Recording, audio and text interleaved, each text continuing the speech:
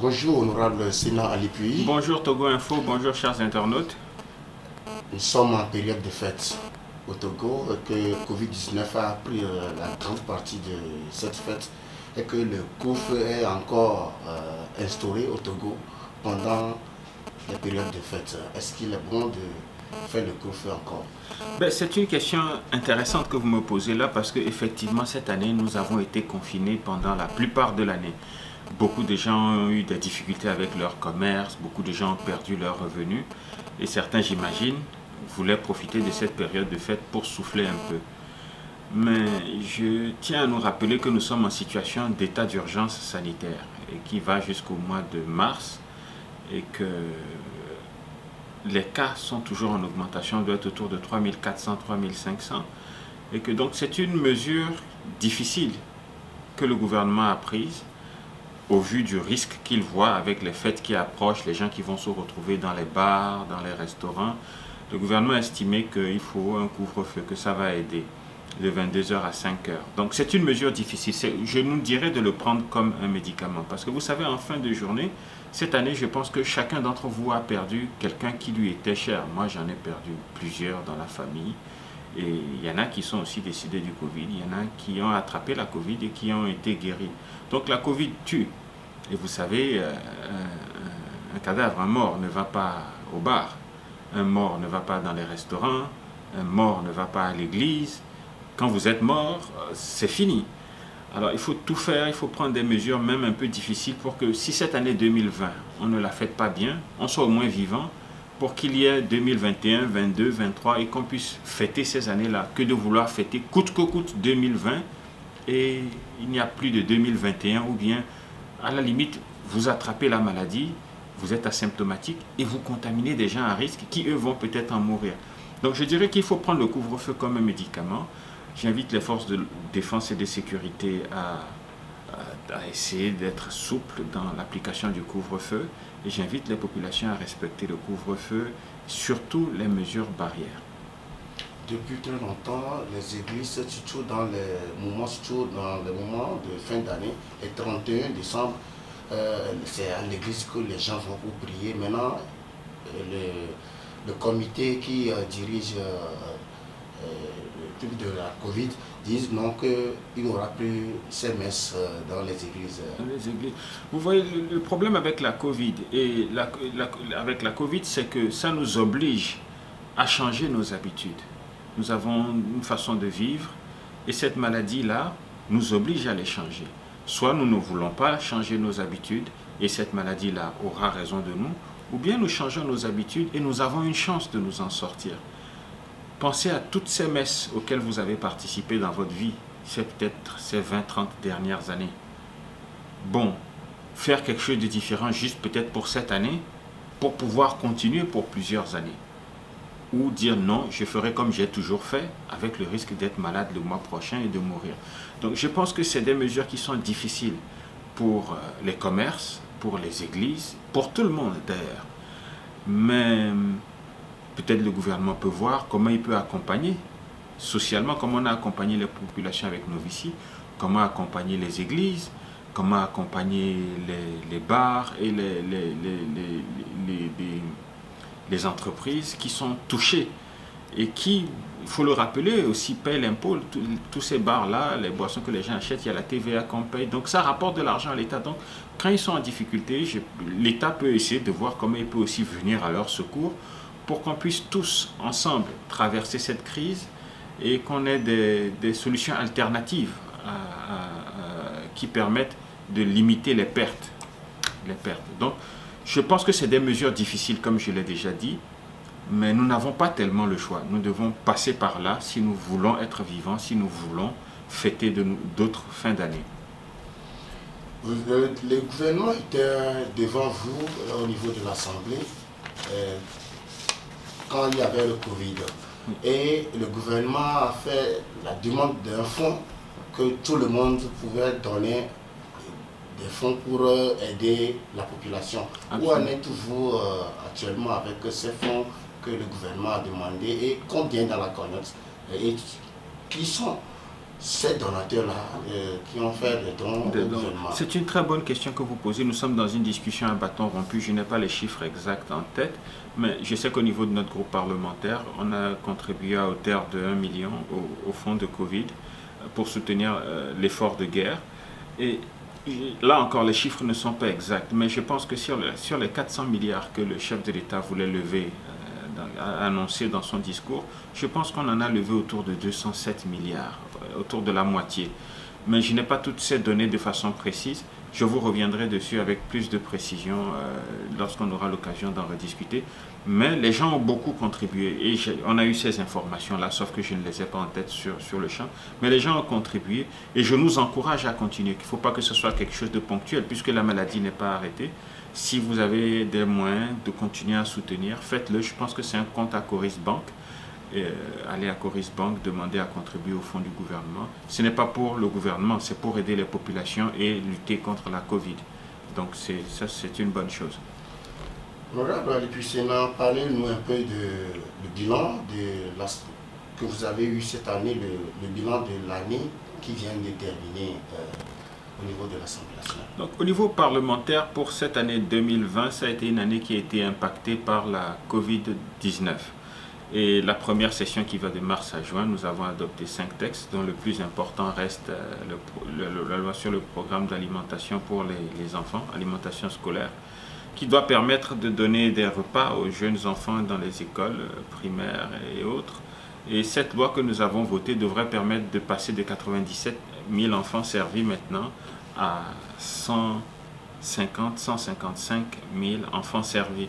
Donc c'est une loi qui permet de structurer le programme et qui va permettre de servir plus de gens.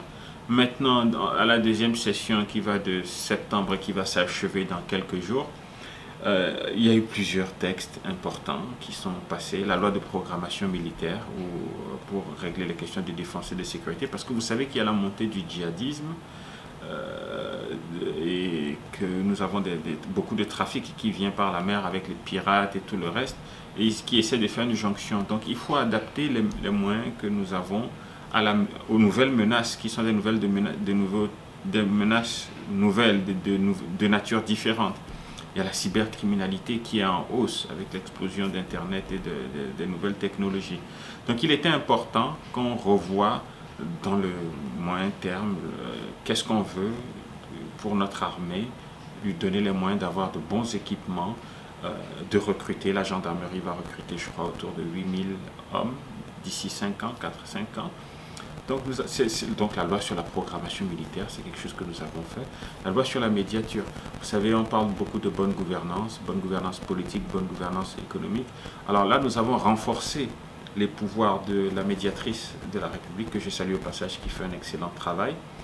Et nous lui donnons donc les moyens de pouvoir réceptionner les déclarations de biens. Donc nous serons tous amenés à déclarer nos biens le moment venu.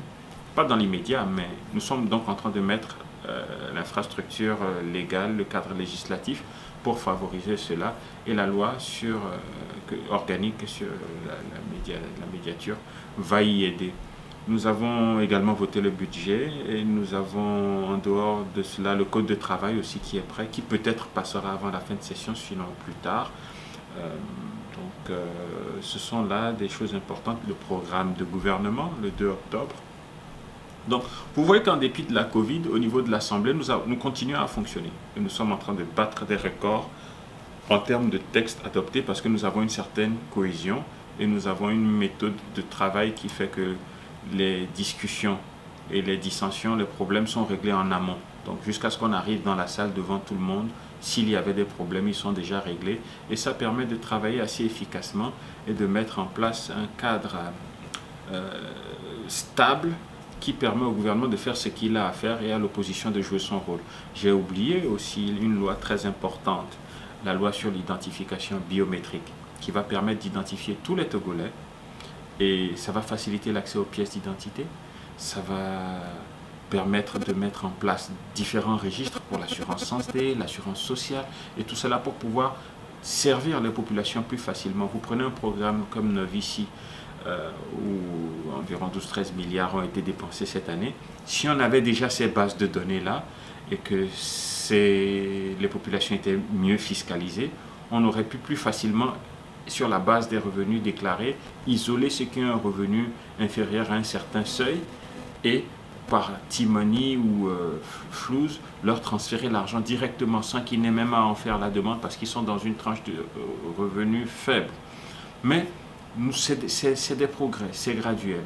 Nous venons de loin, nous sommes une assemblée jeune, c'est-à-dire qu'il y a beaucoup de jeunes au niveau de cette assemblée, beaucoup de gens compétents qui sont bien formés dans ce qu'ils font. Et nous faisons ce qu'il y a à faire. Donc pour cette session, en gros c'est ça. Le budget que nous venons d'adopter, la loi sur l'identification biométrique, la loi sur programmation militaire, peut-être possiblement code du travail, médiature. Donc toutes ces choses-là vont permettre d'améliorer la gouvernance et vont permettre d'avoir plus de clarté sur notre action. C'est un peu ça. Vous n'avez pas posé des questions sur le budget, ce qui est assez curieux. Vraiment, à ce dossier. Vous venez de voter un budget au niveau du Parlement, ça fait presque une semaine que vous venez de voter ce budget, et qu'en votant ce budget, il n'y avait pas, aucun député n'a pas voté contre. Pourquoi? Oui, absolument, parce que nous avons eu une quinzaine de jours, une dizaine, une quinzaine de jours au cours de la session budgétaire où nous avons eu ces échanges-là. Tous les ministres sont passés. Quand je dis tout, il y en a qui en voyage, mais les ministères sont passés devant le Parlement pour expliquer ce qu'ils veulent faire, quel est leur budget. Et c'est là que les discussions ont eu lieu. C'est là que s'il faut y avoir des accrochages, ça a eu lieu. Des questions, des interpellations sur pourquoi est-ce qu'il y a des problèmes d'électricité, les problèmes d'eau, de ceci, cela. C'est là que les discussions ont eu lieu. Et une fois qu'on a fait tout cela, on fait le rapport. Une fois que le rapport est fait, on se retrouve en plénière. Donc je sais que beaucoup de gens s'attendent à ce qu'on vienne en plénière faire du spectacle. C'est-à-dire qu'on vient, non, nous voulons faire avancer le Togo. Nous pensons que la pauvreté au Togo est notre ennemi à tous, tout comme la Covid. Et nous pensons que le plus important, ce n'est pas qui a raison, qui a tort. Donc lorsque nous rentrons dans une discussion, nous ne cherchons pas nécessairement à avoir raison. Nous voulons faire évoluer la situation. Donc c'est pourquoi vous ne voyez pas souvent en plénière, on dit non, vote contre, on se fâche, on se lève, comme la législature précédente. C'était leur style. Et ça n'a pas donné beaucoup de résultats. Nous sommes une législature qui a un autre style. Peut-être là où nous péchons, peut-être c'est que nous ne communiquons pas assez. Mais nous allons essayer de faire plus et mieux. Parlons du budget. Pourquoi nous n'avons pas voté contre? Il faut mettre les choses en perspective. Il ne faut pas seulement se regarder, s'arrêter sur un snapshot quand le balance sheet, on prend une photo pour dire voilà notre situation aujourd'hui. Il faut voir d'où nous venons. Vous savez qu'en 2005, le budget de l'État togolais tournait autour de 247 milliards. En 2005, donc. Nous sommes maintenant à 1521,6 milliards. Donc c'est quasiment 6, presque 7 fois le budget d'alors. Alors même quand bien il est en baisse par rapport aux 1638 milliards de l'année 2020, après ajustement et tout le reste, c'est quand même 6 fois ce que nous avions il y a 15 ans. Est-ce qu'on va dire non pour le plaisir de dire non? Nous pensons qu'il faut faire plus pour la population et ce n'est pas dans la division. C'est en travaillant. Quand quelque chose ne va pas, on discute, on trouve un compromis et on avance. Donc c'est pourquoi nous avons voté ce budget. Vous savez que les dépenses allouées au secteur social vont connaître une croissance de 10,8%. Donc passer de 401 et quelques milliards à près de 445,1 milliards. Donc on ne peut pas dire non à ça. Ça c'est de l'argent qui va aller au secteur social pour aider les gens directement. Donc ce sont de bonnes choses. Les choses qui ne sont pas bonnes, nous avons eu à en discuter à huis clos et nous avons aussi eu des discussions sur ce qu'il faut faire pour l'améliorer. Donc à cette étape, ce n'est plus la peine de venir exposer une quelconque dissension en public. Tout ce que je peux vous dire, et c'est disponible dans mon discours de consigne de vote, c'est que notre niveau d'endettement augmente. Et cela est lié aux circonstances. On n'a pas tellement le choix. On a des recettes en baisse à cause de la Covid, une possible récession. On n'a pas d'autre choix que de recourir aux ressources extérieures pour pallier aux insuffisances que nous avons, pas aux insuffisances, mais au manque que nous avons. Mais qu'est-ce que j'allais dire? Oui, au manque que nous avons, mais tout cela doit être sous contrôle. On a fait un rebasage du PIB qui va donc permettre d'emprunter plus, mais à de meilleurs taux. Vous voyez, donc, c'est des discussions que nous avons en amont qui font qu'en aval, vous n'avez pas le spectacle auquel vous êtes habitué. Nous sommes en train de changer la façon de faire la politique et la façon de régler les problèmes. Nous sommes là pour faire avancer la situation. Donc, pour nous, ce qui est le plus important, c'est que ce que vous avez dans la main à la fin du mois augmente. Ça prend du temps, c'est difficile, mais ça viendra. Petit à petit, nous sommes à notre deuxième année. Donnez-nous encore un peu de temps, nous allons faire plus, nous allons faire mieux. Honorable député Sénat, puis vous étiez dans la semaine dernière au bureau du ministre de l'administration territoriale. Au cours d'une rencontre, c'est vous qui étiez dans la délégation, qui est allé voir le ministre. Qu'est-ce qu'on peut retenir dans cette discussion avec le ministre de l'administration territoriale pour les élections régionales? Effectivement, le président national, le chef de file de l'opposition, M. Guy Christolimpio, m'a fait l'honneur de demander de le représenter à cette discussion initiée, il faut le rappeler, par le gouvernement pour les partis politiques ayant participé aux 3 dernières élections. Donc ça, c'était le critère. Donc on se retrouve avec à peu près 21 partis pour discuter du cadre électoral, pour discuter de comment est-ce qu'on peut améliorer notre système électoral pour que les prochaines élections, qui sont les élections régionales, soient meilleures que celles qu'on a organisées par le passé. Et c'était une expérience intéressante parce qu'elle a permis vraiment de rassembler l'opposition parlementaire, l'opposition extra-parlementaire, le parti au pouvoir également. Bon, bien entendu, il y a des absences qu'on a regrettées, comme je crois la CDPA, le MPDD, le NI et le DSA, je crois. Mais on a demandé, comme UFC, comme chef de file de l'opposition, et comme d'autres d'ailleurs, parce que c'était la doléance de plusieurs autres partis, qu'on n'a qu'à voir ce qui peut être fait pour que les chaises vides puissent avoir des occupants. Et que, alors d'autres ont demandé que ceux qui ont des problèmes judiciaires soient libérés, mais bien entendu, les problèmes judiciaires se règlent en justice. Nous sommes sur le chantier, dans le champ politique. Bon, je remarque que le doyen des juges d'instruction, que je remercie ici, a accordé une liberté provisoire à Mme Adjamagbo. Donc ça, c'est une décision de justice prise en toute indépendance et en toute souveraineté. Mais j'espère sincèrement que cela va avoir un impact positif sur les discussions politiques que nous avons et qu'ils vont regagner leur siège et que bon d'autres mesures pour ramener les autres, le PDD, le NI, le DSA aussi auront lieu pour qu'on soit tous là, pour que nos délibérations ou nos conclusions soient le plus inclusif, le plus consensuel possible, pour que l'implémentation soit facile. Donc, comme je vous le disais, cadre électoral, voir comment est-ce qu'on peut ensemble travailler pour que les élections à venir soient meilleures.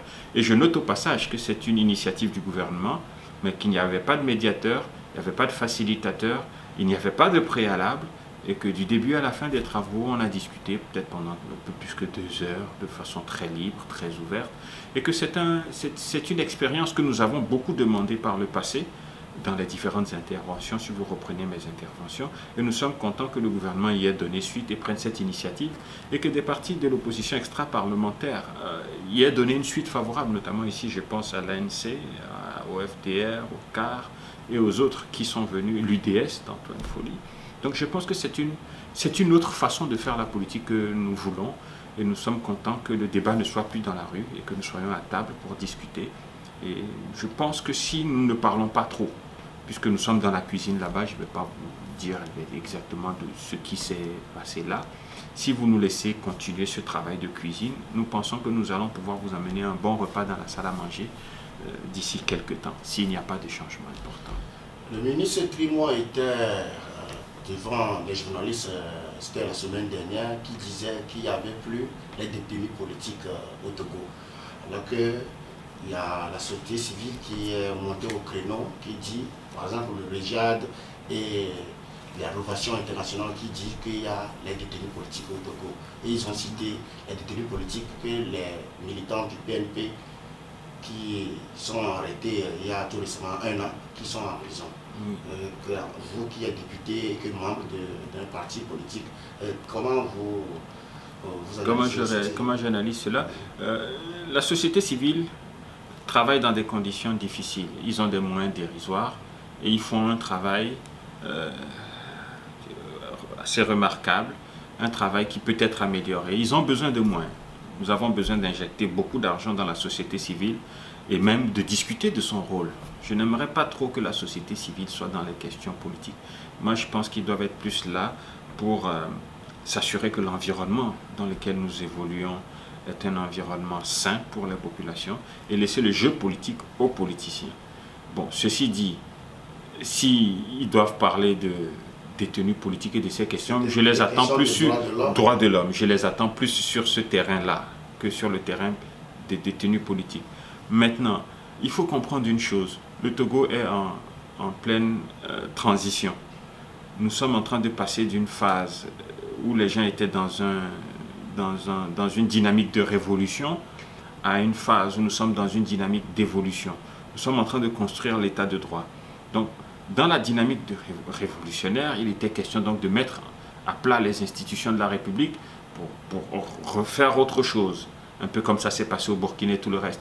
Mais ce n'est plus ça. Là, on est dans la construction d'un état de droit et le champ politique est bien défini. Il y a ce que vous pouvez faire et est-ce que vous ne pouvez pas faire. Si dans le champ politique, vous posez des actes qui constituent une atteinte à la sûreté de l'État, vous tombez sous le coup de la loi. L'objectif, la finalité est politique, mais les moyens utilisés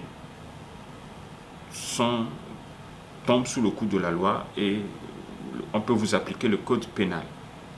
Alors, ce n'est pas toute personne qui fait de la politique qui est arrêtée, qui est un détenu politique. Si les faits qui lui sont reprochés relèvent de la justice, le volet judiciaire doit suivre son cours. Une fois que le volet judiciaire est terminé, si maintenant, à un niveau plus élevé, pour des raisons politiques, on veut faire un geste, le chef de l'État, le président de la République, dispose du droit de grâce. Mais ce que je veux dire par là, et je ne veux pas créer de polémique, je ne veux pas qu'on ne se comprenne pas bien, je ne suis pas en train de dire qu'il n'y a pas de détenus politiques.